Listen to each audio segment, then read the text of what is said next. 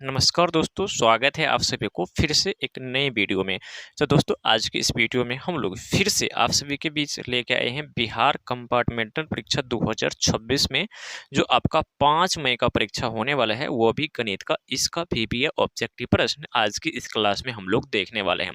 दोस्तों इससे पहले भी कई वीडियो क्लास 10th मैथ का वीडियो डाल चुके हैं और वो भी जो 5 मई का होने वाला है उसका पीपीए ऑब्जेक्टिव क्वेश्चन यानी कि आप सभी के लिए जो है सो अपलोड कर दिया गया। ठीक है, बहुत सारे स्टूडेंट जो है सो कमेंट कर रहे थे जब मैथ का क्लास लिए तो साइंस का सर, तो साइंस का भी हम लोग कर चुके हैं। ठीक है, अब आप सभी कमेंट कीजिएगा कौन कौन सब्जेक्ट पर लेना चाहते हैं, यानी कि कौन कौन सब्जेक्ट आप सभी का जो है सो वीडियो चाहिए, उस सब्जेक्ट पर आप सभी को जो है सो वीडियो प्रोवाइड कर दिया जाएगा दोस्तों। ठीक है, तो यहाँ पे देख रहे हो दोस्तों 5 मई के लिए काफी भी ऑब्जेक्टिव प्रश्न यहाँ पर लेके आ चुका हूँ। ठीक है, चलिए तो क्लास को शुरू करते हैं। उससे पहले दोस्तों आप सभी जय मां सरस्वती के नाम जरूर लेंगे और साथ ही जय मां सरस्वती का नाम एक बार कमेंट बॉक्स में जरूर लिखेंगे, ताकि जय मां सरस्वती की कृपा से दोस्तों आप सबका इस बार अच्छे तरीका से आप सब पास हो। ठीक है, ताकि आप सबका अच्छा स्कोर हो सके दोस्तों। ठीक है, चलिए तो हम लोग क्लास को दोस्तों शुरू करते हैं। वीडियो पसंद आएंगे तो वीडियो को लाइक और चैनल को सब्सक्राइब जरूर कर। तो पहला नंबर प्रश्न है दोस्तों कि निम्नलिखित में से जो है कौन अपरिमेय संख्या। दोस्तों अब आपको यहाँ पे देखना निम्नलिखित में से कौन सा अपरिमेय संख्या।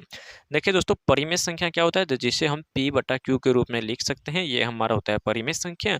और जिसे हम p बटा क्यू के रूप में नहीं लिख सकते हैं वो होता है मेरा अपरिमेय संख्या। इतना चीज आप सभी को ध्यान में रख के चलना है दोस्तों। ठीक है, और आपसे यहाँ पे पूछा जा रहा है कि इस निम्नलिखित में से कौन सा अपरिमेय संख्या होता है दोस्तों। ठीक है, तो यहाँ पे देखिए दोस्तों, यहाँ पे 0.3 उसके ऊपर रेखरिंग लगा है, यानी कि मतलब दोस्तों ये 3 बार बार रिपीट हो रहा है दोस्तों। ठीक है, तो ये हमारा परिमेय संख्या हो जाएगा। ठीक है, यहाँ पर देखेंगे दोस्तों, यानी कि p और बटा q के रूप में साफ साफ लिखा हुआ है। ठीक है, क्या दोस्तों ये p बटा q के रूप में साफ साफ लिखा हुआ है, तो ये भी हमारा दोस्तों परिमेय संख्या हो जाएगा। और यहाँ पर c को थोड़ा सा ध्यान देखेंगे दोस्तों, यहाँ पे 0.10 है, उसके बाद 0.100 आ गया, फिर उसके बाद यहाँ पर 1 और यहाँ पर कितना 3 को 0, यानी कि दोस्तों यहाँ पे जीरो की संख्या बढ़ती जा रही है दोस्तों, यानी कि ये कई तक खत्म नहीं होगा। यहाँ पे पॉइंट पॉइंट लगा हुआ है, मतलब दोस्तों ये बढ़ते ही जा रहे हैं दोस्तों। तो ये हमारा क्या हो जाएगा, तो अपरिमेय संख्या हो जाएगा।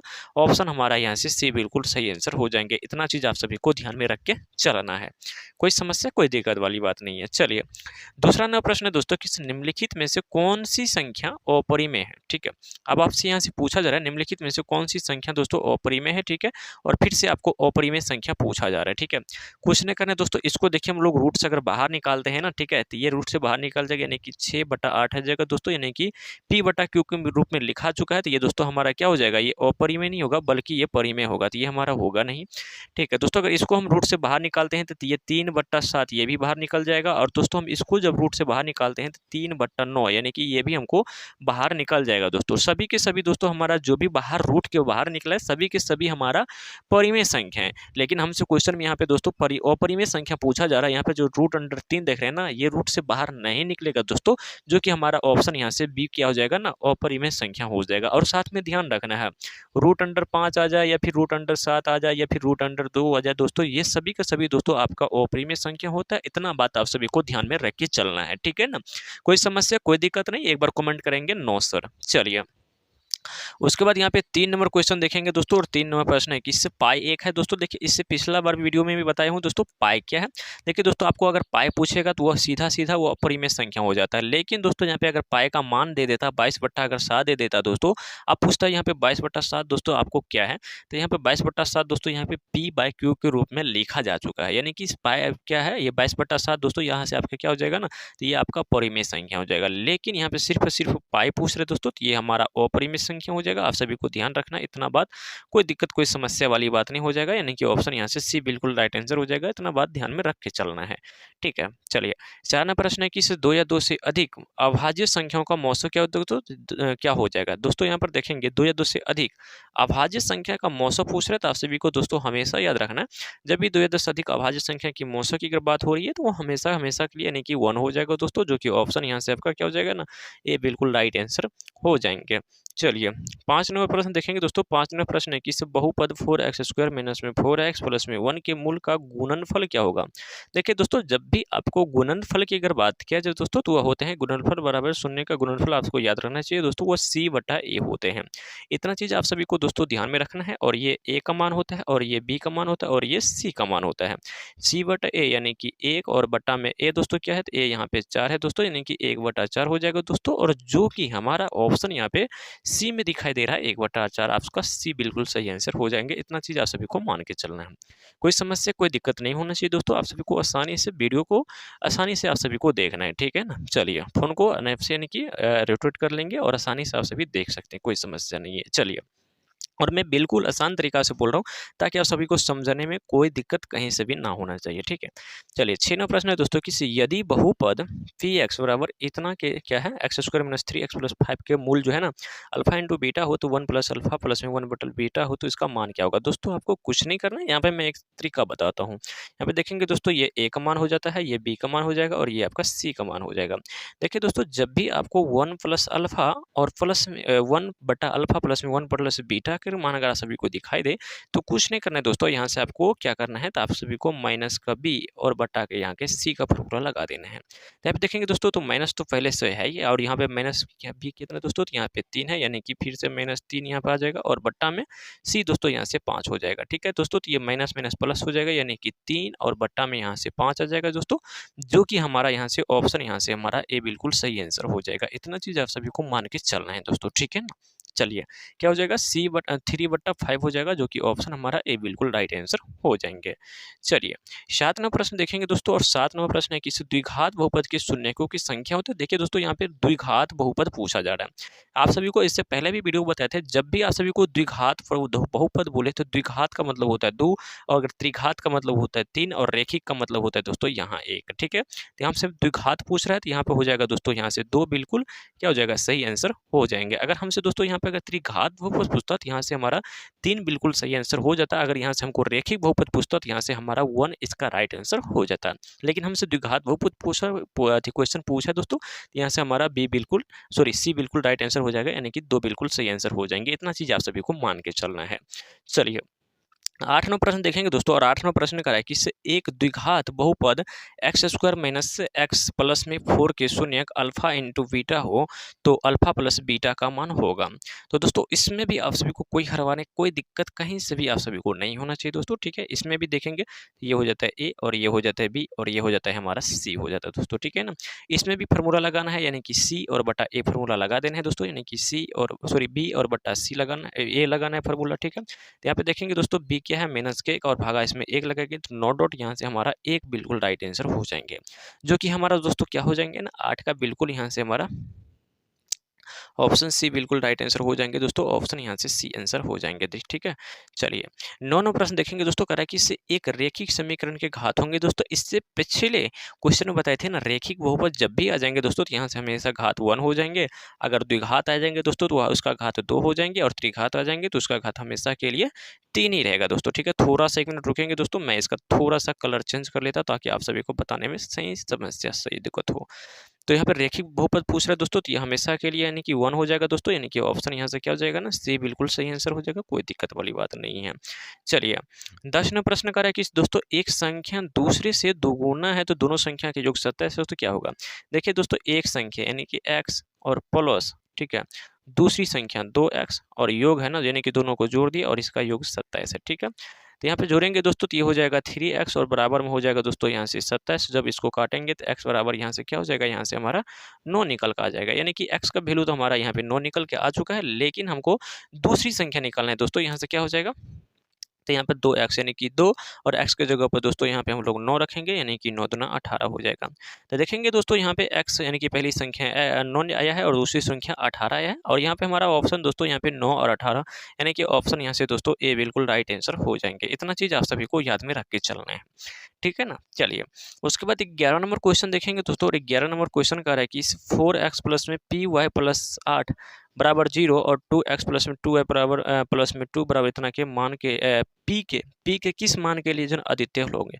देखिए दोस्तों बोला कि इसे पी के किस मान के लिए अद्वितीय होगा, दोस्तों कुछ नहीं, आपको एक फॉर्मूला याद रखना है, a1 बट्टा a2 बराबर में b1 बट्टा b2 और बराबर में c1 और बट्टा में c2, इतना फॉर्मूला आपको याद रखना है। ये दोस्तों a1 ये हो जाएगा यानी कि 4 और ये हमारा हो जाएगा, और यानी कि हमारा हो जाएगा a2 यानी कि हो जाएगा हमारा 2 दोस्तों, और यहाँ से हो जाएगा p यानी कि p और बट्टा में हो जाएगा दोस्तों 2, और यहाँ पे हो जाएगा 8 और बट्टा में हो जाएगा 0। दोस्तों जब इसको आप सभी इसको काट कूट के हल करिएगा दोस्तों, तो ये हमारा आ जाएगा क्या, 4 के अतिरिक्त p आ जाएगा दोस्तों। यानी कि देखिए ना दोस्तों, यहाँ पे क्या है, हमारा यहाँ पे 4 है, ठीक है, लेकिन यहाँ पे आया क्या क्या है, तो 2 है दोस्तों, लेकिन यहाँ पे हमारा p आ रहा है दोस्तों, यानी कि 4 के अतिरिक्त p आ जाएगा दोस्तों, यानी कि ऑप्शन यहाँ से हमारा ए बिल्कुल राइट आंसर हो जाएंगे। इतना चीज़ आप सभी को याद में रख के चलना है। चलिए अगला प्रश्न देखते हैं दोस्तों, कह रहा है कि यदि युग में इतना इतना और इतना के लिए यानी कि पहला कट रहा है तो निम्नलिखित में से कौन सा सही होगा। देखिए दोस्तों आप सभी को अगर यहाँ से पहला कट रहा है दोस्तों, तो आप सभी को हमेशा याद रखना है, यानी कि a1 बटा में a2 बराबर में b1 बटा में b2 और बराबर में c1 और बटा में c2। देखिए दोस्तों अगर आप सभी को बराबर होगा तो यानी कि अनंत हल होंगे, लेकिन जब भी आप ये पहला कटेंगे तो ये युग आश्रित होगा दोस्तों, यानी कि ऑप्शन यहाँ से आपका सी बिल्कुल राइट आंसर हो जाएंगे। आप सभी को याद में रख के चलना और इतना मान के चलना है, ठीक है ना।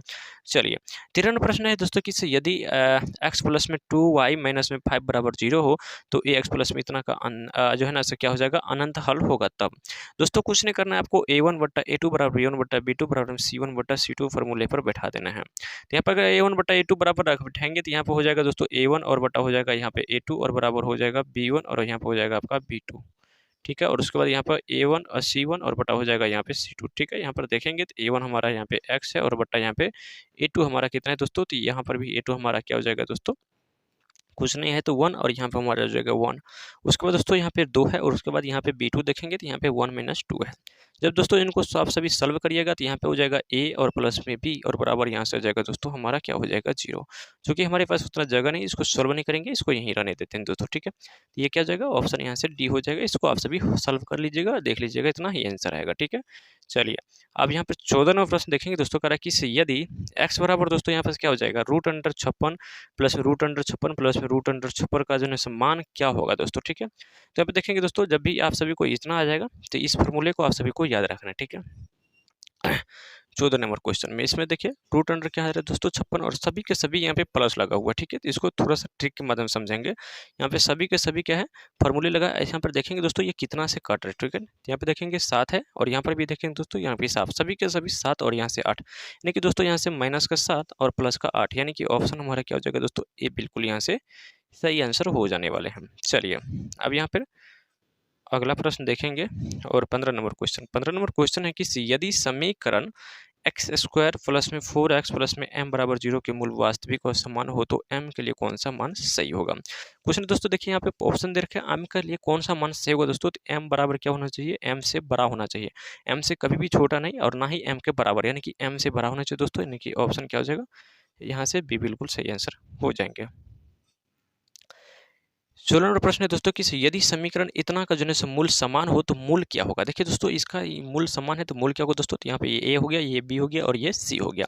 अब यहाँ पे d बराबर निकाले दोस्तों तो ये हो जाएगा b स्क्वायर माइनस में हो जाएगा 4, यहाँ से हो जाएगा ac हो जाएगा दोस्तों, ठीक है ना। जब इस फॉर्मूला पर बिठा कर आप सभी सॉल्व कीजिएगा तो यहाँ पे प्लस माइनस 2/3 आ जाएगा दोस्तों, जो कि ऑप्शन हमारा c बिल्कुल हो जाएंगे। आप सभी को इतना चीज मान के चलाना है। चलिए 17 नंबर प्रश्न है दोस्तों कि समीकरण इतना के वास्तविक हल होंगे तो वास्तविक हल क्या हो जाएगी दोस्तों, तो वास्तविक हल कोई भी नहीं होगा, यानी कि ऑप्शन यहाँ से क्या हो जाएगा, डी बिल्कुल सही आंसर हो जाएंगे। उसका 18वां प्रश्न देखेंगे दोस्तों, करा कि से वो एपी निर्धारित करे जिसका तीसरा पद 5 है और 7वां पद जो है ना सो वो 9 है। देखिए दोस्तों तीसरा a3 कितना है दोस्तों, तो 5 है, और a7 कितना है दोस्तों, तो यहाँ पे 9 है। देखिए दोस्तों यहाँ पे ए दोनों का अंतर निकालेंगे, यानी कि 7 में से 3 जाएगा दोस्तों तो यहाँ पे 4 हो जाएगा बट्टा, और 9 में से 5 जाएगा दोस्तों यहाँ से 4 हो जाएगा, यानी कि दोस्तों यहाँ से अंतर दोनों का 1 आ रहा है। अब यहाँ पे हमको देखना है एक एक का गैप से कौन बोल रहा है, यानी कि 3 4 5 6 दोस्तों यहाँ से हमारा क्या हो जाएगा ना, ए बिल्कुल राइट आंसर हो जाएगा, यहाँ से एक एक का गैप की ओर चल रहा है। चलिए उसके बाद दोस्तों 19वां प्रश्न है कि समांतर श्रेणी इतना इतना का 18वें पद का जो है समान क्या होगा। तो कुछ नहीं करना दोस्तों, यहाँ से आपको क्या करना है, ए 18 लगाना है, उसके बाद यहाँ पे ए और प्लस में n-1 और इंटू में डी, ये फॉर्मूला लगा देना है। तो 1 का मान दोस्तों यहाँ से 1 हो जाएगा और प्लस में n कितना है दोस्तों, तो n हो जाएगा यहाँ से 18 और माइनस में 1 और इंटू में हो जाएगा दोस्तों डी, यहाँ से निकाल लेना है दोस्तों 3 हो जाएगा। यानी क्या हो जाएगा 1 और प्लस में हो जाएगा दोस्तों यहाँ से 17 और गुना हो जाएगा 3 17 51 और यहाँ पे 1 हो जाएगा, यानी कि दोस्तों यहाँ से हमारा 52 हो जाएगा, जो कि दोस्तों यहाँ से हमारा क्या हो जाएगा ना, डी बिल्कुल राइट आंसर हो जाएगा दोस्तों। इतना बात आप सभी को मान के चलना है। 20वां प्रश्न है दोस्तों कि प्रथम 1000 धन संख्याओं का योग क्या होगा। दोस्तों कुछ नहीं करना दोस्तों, जब इनको जोड़ेंगे तो यहाँ पे हो जाएगा 1001 हो जाएगा और 1000 में दोस्तों हम लोग को 2 से भाग देना है, तो ये हो जाएगा 500 और 500 को इससे गुना लगा देना है। जब इसको गुना करेंगे तो ये 500 और ये 500 आ जाएगा दोस्तों, ठीक है, जो कि हमारा ऑप्शन दोस्तों यहाँ से भी बिल्कुल राइट आंसर हो जाएंगे। तो दोस्तों हम लोग ने यहाँ पे टोटल मिलकर 20 ऑब्जेक्टिव प्रश्न किए हैं दोस्तों, जो कि आपके काफ़ी वीवीए ऑब्जेक्टिव प्रश्न लाए थे, जितना भी था सारे काफ़ी वीवीए ऑब्जेक्टिव क्वेश्चन था।